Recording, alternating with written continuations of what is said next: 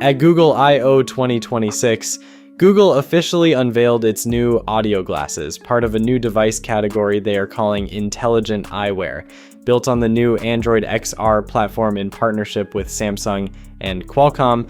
These frames are scheduled to arrive in the fall of 2026. Now, these are not the same glasses we talked about in the previous video.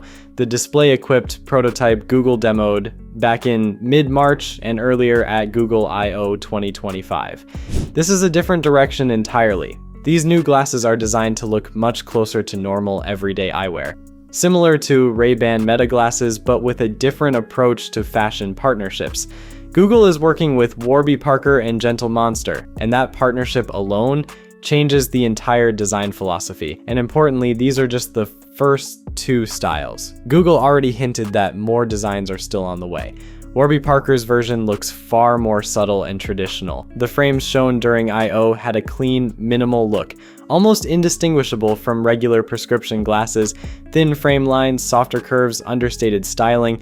The whole design feels built to disappear into everyday wear. It clearly seems targeted at people who want smart features without drawing attention to the fact that they're wearing smart glasses. Gentle Monster went in the complete opposite direction. And honestly, that contrast feels intentional.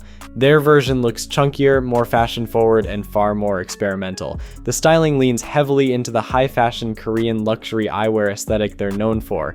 Oversized silhouettes, sharper edges, and a much stronger statement-oriented design language. Google and Samsung even described Gentle Monster's approach as disruptive, yet refined. And that's actually a pretty smart strategy. Meta's smart glasses mainly succeeded because they looked familiar and easy to wear, but there's also a huge group of fashion-focused users who want eyewear to stand out instead of blend in. Google seems to be trying to cover both sides right from the beginning. During the demonstrations, Google showed the glasses handling tasks like real-time navigation, voice conversations with Gemini, messaging, taking photos, contextual assistance, live scene understanding through onboard cameras, and glanceable information when connected to a smartwatch. The overall idea is that Gemini stays constantly available and aware of what the user is seeing. So instead of pulling out a phone, users can simply ask questions naturally while walking around or interacting with the world. Google also spent time talking about Android XR itself, the broader platform powering these devices. Android XR is being developed together with Samsung and Qualcomm, and Google appears to be positioning it as the Android ecosystem for future wearable and spatial computing devices. That means different companies could eventually build their own glasses and XR hardware, while Gemini acts as the shared AI layer across the ecosystem. Another major theme throughout the event was the obvious competition with Meta. Even when Google didn't mention Meta directly, the influence was impossible to ignore. Meta already proved that consumers are willing to wear smart glasses, but only if they look normal and provide genuinely useful features. Google now seems to be responding with its own ecosystem-driven strategy built around Gemini and Android XR.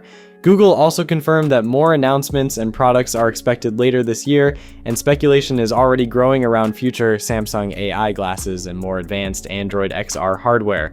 Some reports even suggest display-equipped versions could arrive later as the technology matures.